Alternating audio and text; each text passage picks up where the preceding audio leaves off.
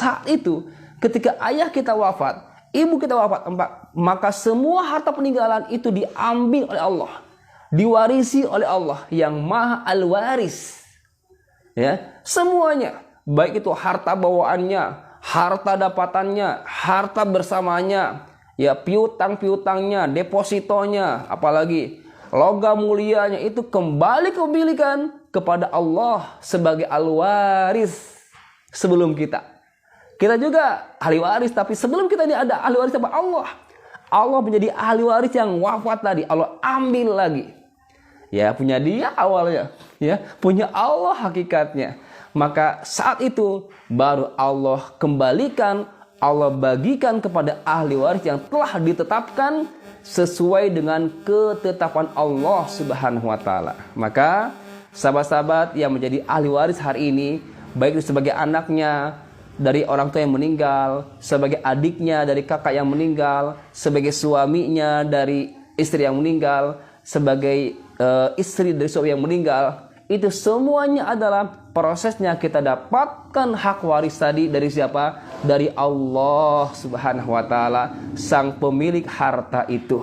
Masya Allah. Ya, jadi keimanan kita adalah mimma qalla minhu au katsur.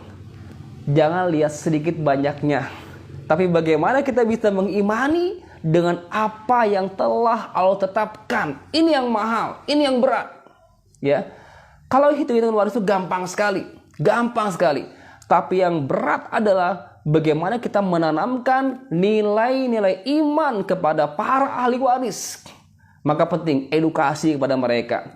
Kenapa terjadi percekcokan? Kenapa terjadi perang mulut lah atau apa, dan bahkan perang fisik saling bunuh-bunuh? Karena apa? Di sini edukasinya minim secara ilmu dan imannya rapuh. Maka bicara waris, mohon maaf, bukan hanya bicara bagi-bagi, bukan hanya bicara penyelesaian, tapi bicara waris adalah bicara tentang keimanan. Bagaimana kita bisa mengimani apa yang Allah tetapkan? Bagaimana kita bisa mengimani apa yang telah Allah tentukan dengan kudrohnya?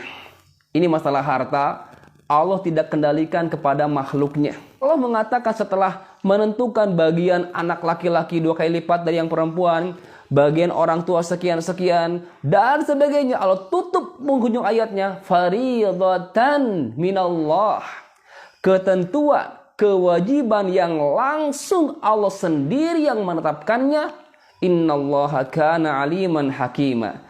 Tapi di ayat sini Allah menggunakan inna. Kenapa? Ada penegasan, karena banyak yang membangkang. Kalau zakat mungkin sedikitlah yang membangkangnya, gitu kan ya. Yang mengamak aja banyak yang zakat. Kalau waris ini masih belum banyak yang melek terhadap syarat ini. Makanya Allah tegaskan di ayat ini, innallaha kana aliman hakima. Sungguh Allah maha mengetahui dan maha bijaksana. Kepada yang masih ragu dengan syariat Allah ini, terutama masalah waris, hilangkan keraguannya itu. Allah sendiri yang menetapkan ini.